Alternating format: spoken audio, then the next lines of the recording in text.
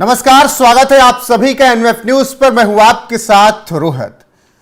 ठंड इस वक्त बहुत पड़ रही है, लेकिन बिहार की सियासत में गर्मी कुछ ज्यादा है और नीतीश कुमार को अब ऑफर मिल गया है इंडिया गठबंधन संभालने का।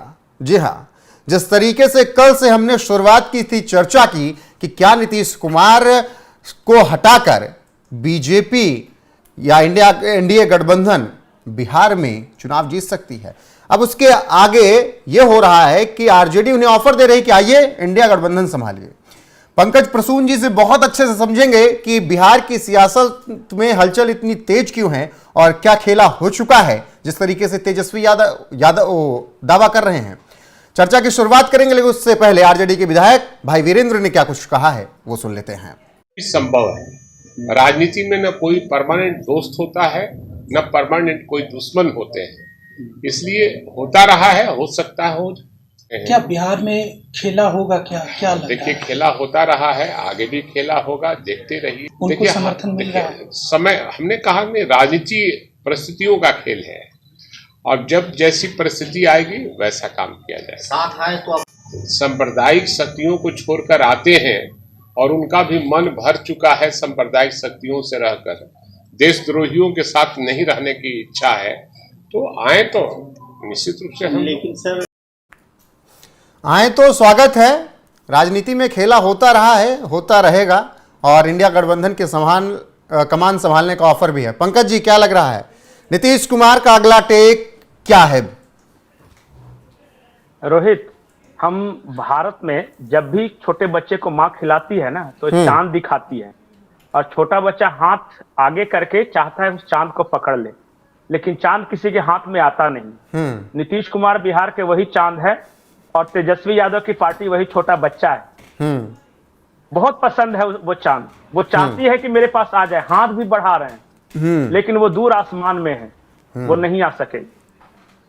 देखिए, अगर नीतीश कुमार को आना होता या आरजेडी को आभास होता कि हमारे पास आ रहे हैं, तो बहुत खामोश रहते, अंदर अंदर खेला हो रहा होता। ये रोज जो आगे बढ़ बढ़ के ऑफर दे रहे हैं कि आजा मेरे बालमा एक वादे के लिए, ना जा मेरे बालमा एक वादे के लिए, सैकड़ों वादा तोड़ के, ये दबाव बनाने की कोशिश की जा रही है। दबाव बनाने की कोशिश नहीं।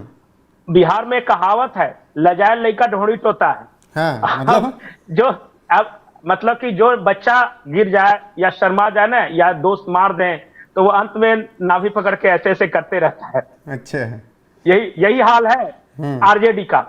इसके पास देखिए स्थिति क्या है। वहां पे 5 सीटों पे उपचुनाव हुई, 5 के 5 सीटों पे पूरी तरह परास्त हुई आरजेडी।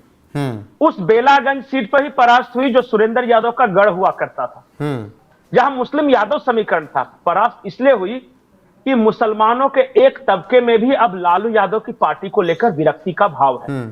वो ऑप्शन देख रहे कि हमारे पास विकल्प क्या है। पसमानदा मुसलमानों का एक तबका तो नीतीश के साथ है और वो उनके जन कल्याणकारी योजनाओं के कारण है, लेकिन जो दूसरा तबका है वो प्रशांत किशोर की ओर चला है। तो दिनों दिन आरजेडी का वोट बैंक इरोड हो रहा है, मतलब कम होता चला जा रहा है। आप एक चीज ध्यान रखिए कि लालू यादव अपने जीवन भर में कभी भी अपने दम पर पूर्ण बहुमत की सरकार नहीं बना सके। जब से उन्होंने पार्टी बनाई राष्ट्रीय जनता दल, ठीक, उनको हमेशा वैसाखी की जरूरत पड़ी है। तो जब लालू का उफान था और तब तो वो कभी अपने दम पर पूर्ण बहुमत नहीं पा सके, और जब उस वक्त अगड़ा पिछड़ा सिर्फ होता था तब। अब तो पिछड़ों के सबसे बड़े नेता नीतीश कुमार हो गए हैं, जिसमें आपको कोयरी, कुर्मी, कहार, जो पचपौनिया, महादलित, पसमानदा, ये सब, और जो पिछड़ों का जो दूसरा हिस्सा है वो भाजपाई हो गया है। लालू के पास बच क्या गया? यादव और बचा खुचा मुसलमान, कितना ही ना। हाँ, अब ये देख रहे हैं कि ऐसे तो हम नहीं जीतने वाले, कांग्रेस के साथ तो हैं ही, लगातार हार रहे हैं। अब कुछ नया तो नैया डुबो रही है। शायद 70 सीट ना दिए होते तो 25 में कहीं ना कहीं तेजस्वी शपथ ले चुके होते।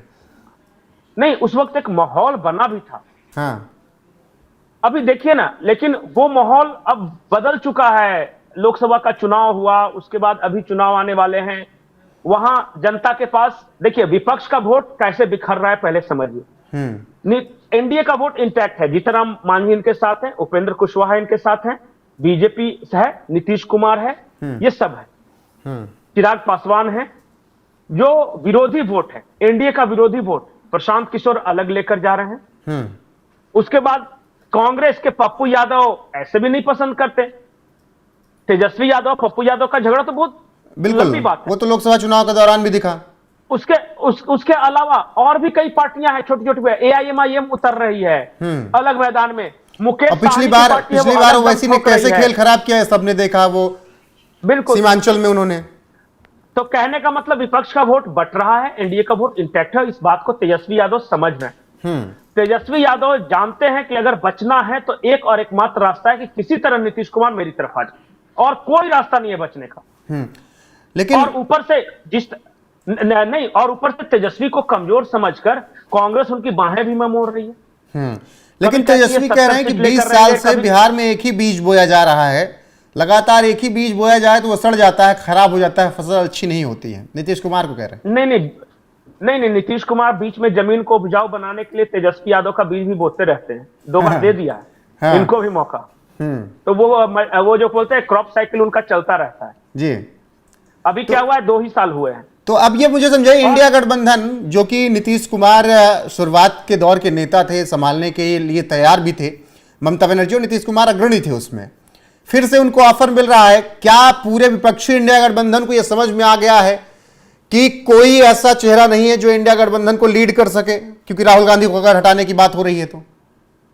आप रोहित बात कर रहे हैं इंडिया गठबंधन की, मैं एक बड़ी ब्रेकिंग न्यूज दे रहा हूं। ब्रेकिंग न्यूज ये है कि प्रशांत किशोर की पार्टी और कांग्रेस, बिहार कांग्रेस अंदर ही अंदर बातचीत करनी शुरू कर चुकी है।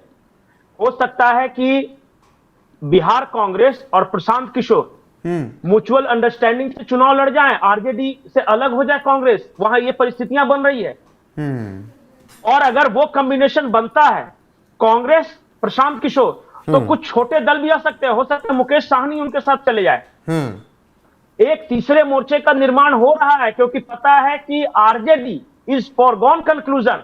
अगर इसी कॉम्बिनेशन के साथ लड़ते रहे तो अगला 25 साल और नीतीश कुमार रहेंगे। नीतीश को अगर हटाना है तो कुछ नया कोशिश करना होगा, और उस नए कोशिश करने में देखिएगा आने वाले वक्त में, आज जिस तरह अरविंद केजरीवाल और कांग्रेस के बीच जिस तरह संबंध है ना, आने दीजिए बिहार चुनाव, देखिएगा कांग्रेस और आरजेडी के बीच किस तरह की तीखी बयानबाजी होती है।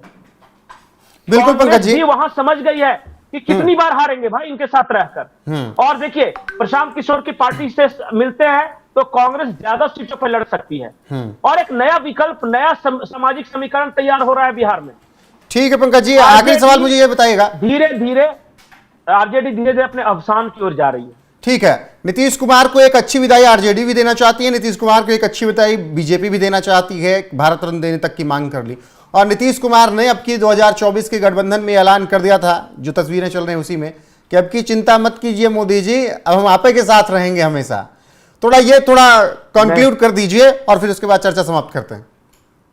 नहीं देखिए, नीतीश कुमार जब भी बोलते हैं ना कि मिट्टी में मिल जाऊंगा तब नहीं जाऊंगा, समझिए कि सामने वाला घबरा जाता है। ये अलग बात है, लेकिन अभी जो है ना, अभी परिस्थिति वो नहीं आई है। जहां तक नीतीश की राजनीति को मैं जानता हूं, अभी ये पलटी नहीं मारेंगे नीतीश कुमार जब तक ये आश्वस्त नहीं हो जाएंगे कि आरजेडी के तरफ अगर मैं गया तो हमारी जीत निश्चित होगी और मुझे ही मुख्यमंत्री बनाया जाएगा, इस बात का आश्वासन नहीं मिलेगा तब तक नीतीश नहीं। अच्छा बताइए ना, एनडीए के साथ रहेंगे तो इनके केंद्र में मंत्री रहेंगे, मुख्यमंत्री का चेहरा तो यहाँ है ही, राज्यसभा में सभापति रहेंगे, सब कुछ पावर रहेगी अपने पास, सब कुछ इधर रहेगी, उनके पास जाके क्या मिलेगा? बिल्कुल। और नीतीश कुमार बखूबी सियासत को खेलना जानते हैं, और तेजस्वी जितनी चाल चल रहे हैं, नीतीश उतनी चाल शायद छोड़ देते होंगे, मुझे जहां तक लगता है। नहीं, एक चीज और है, एक चीज और है, क्या आरजेडी मजबूत हुई है या कमजोर हुई है? आरजेडी के कैडरों से जाकर पूछ लीजिए, वो ये कहेंगे कि पिछले 5 साल में आरजेडी चला कौन रहा है? हरियाणा से चल रहा है आरजेडी। और बिहार में प्रवासी नेता इनको बोलने लगे हैं तेजस्वी को, तेजस्वी आपको कलकत्ता मिल जाएंगे, तेजस्वी आपको हरियाणा मिल जाएंगे, तेजस्वी आपको गोवा मिल जाएंगे, तेजस्वी आपको दिल्ली मिल जाएंगे, पटना में कम मिलेंगे। बिल्कुल। इन सब के हिसाब से यही समझा जा सकता है कि 2025 बिहार विधानसभा चुनाव बेहद दिलचस्प होने जा रहा है। आरजेडी ने भले ही ऑफर दिया हो कि इंडिया गठबंधन आकर नीतीश कुमार संभालें और बिहार में खेला होना कंफर्म है, आरजेडी भले ही दावा करे, लेकिन अब देखना दिलचस्प होगा कि आगे नीतीश कुमार क्या चाल चलते हैं। पंकज जी, बहुत बहुत शुक्रिया आपका चर्चा में जुड़ने के लिए, धन्यवाद।